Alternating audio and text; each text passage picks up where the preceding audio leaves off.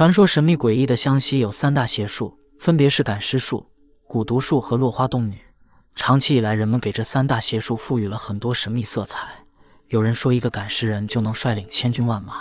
有人说，蛊毒术是世间最恶毒的邪术；还有人说，落洞之女实际上是封建社会一种人神错综的悲剧。今天莫言就用3集视频为大家一一讲解这离奇诡异的3大邪术。相传在数千年前，苗族的祖先蚩尤率军在黄河岸边与敌军作战，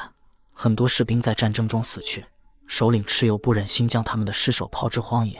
随后命令手下想办法让他们回归故里。接着手下心生一计，让蚩尤手持符咒在大军前方引路，结果原本死去的士兵却全都站了起来，跟随符咒的指引回到了家乡。这则故事便是湘西赶尸人最早的传说。事到如今，我们已然无法验证赶尸术的真实性，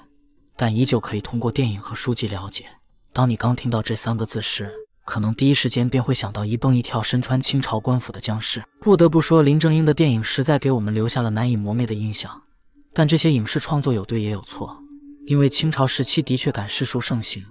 但也仅限于一些穷苦人家，像这种身穿官服的官老爷根本不会这么做。那么问题就来了，湘西赶尸术是真实存在的吗？赶尸人真的能通过符咒让尸体自己动起来吗？要知道，人在死亡之后是没有任何感知的，更不要说站立行走了。可各种文献又明文记录了其真实性，莫非是能让尸体行走的符咒失传了？而为了探究背后的隐秘，2010年时，央视的探索集结号栏目专门拍摄了一期纪录片，其中就记录了我国上世纪50年代一起真实发生的赶尸事件。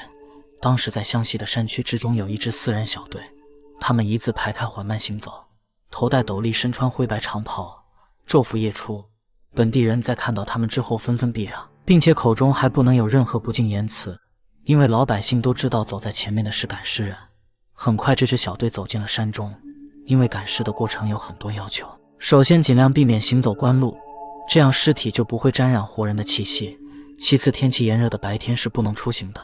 就算肉身做了防腐处理也会发臭腐烂，并且尸体要头戴斗笠，身穿长袖过膝的灰袍。最后便是能走山路的话，尽量走山路，因为就算是夏天，夜晚的山林也如同一个天然冰箱，对尸体能起到防腐的作用。话又说回来，恰巧有2名军人也路过此山，看到了远处这支4人小队，但2人是外地的，根本不了解情况，当即还以为是走私犯罪团伙，随后就一直跟在他们后面来到了镇子上。2名军人在远处看着他们，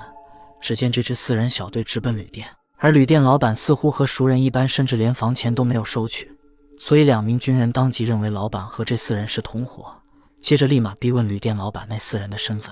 在一番沟通才得知，原来这4人小队只有最前面是活人，也就是传说中的赶尸人。之所以没有收取房费，是因为他们是老顾客，并且有着专门的房间，房费也是1年才结算一次。此次2名军人的行动也被记录下来，成为近代唯一一起被记录在案的赶尸人事件。后来记者还采访了当地的民俗文化站的研究员张先生，主要的问题便是为什么如今赶尸人消失了。张先生对于此问题的回答也非常精准。首先，赶尸人的人选培养都有严格的要求，第一便是胆子要大，并且还要通过师傅的考验，一般就是守护一庄，亦或是晚上去荒坟住上一夜。第二便是身体要好，因为每次赶尸走的都是山路居多，没有一个好身板还真做不到。最后一点则是面相丑陋，因为一旦成为赶尸人，几乎就断了红尘，老婆孩子热炕头基本没戏。并且研究员张先生还说道，当时成为赶尸人都是一些吃不上饭的贫苦人家，事到如今人们有很多赚钱的渠道，年轻人根本不会赚这份辛苦钱，实在不行开个直播打 PK 呗。所以慢慢的这个行业就没落了。